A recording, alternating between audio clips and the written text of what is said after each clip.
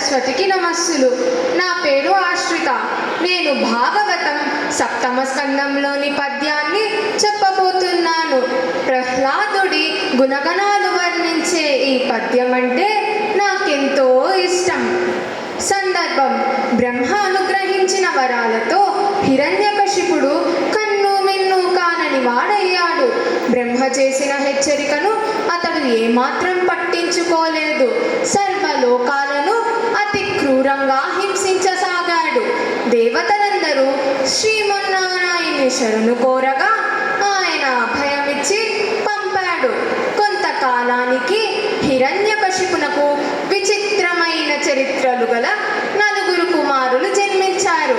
అందులో ఒకడు ప్రహ్లాదుడు. తన యందు నఖిల భూతములందునొక భంగి సమహితత్వంబున చెరుగువాడు. పెద్దల బొడగన్న భృత్యుని కైవడి చేరి నమస్కృతుల్ సేయువాడు.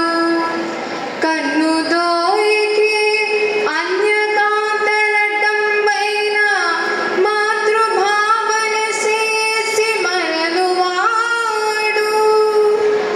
తల్లిదండ్రుల భంగి ధర్మవత్సలతను దీనులగావ చింతించువాడు. సముల ఎడ సోదర స్థితి జరుపువాడు.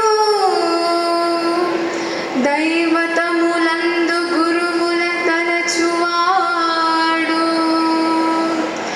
లీలలందును బొంకులు లేనివాడు. లలిత మర్యాదుడైన ప్రహ్లాదుడదిపా. భావం: రాజా హిరణ్యకశిపునకు 4 కుమారులు. వారిలో ప్రహ్లాదుడొకడు.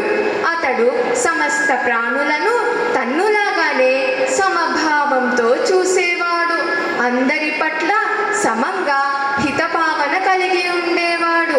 పెద్దలను చూస్తే దాసునిలాగా వారి వద్ద చేరి నమస్కరించేవాడు.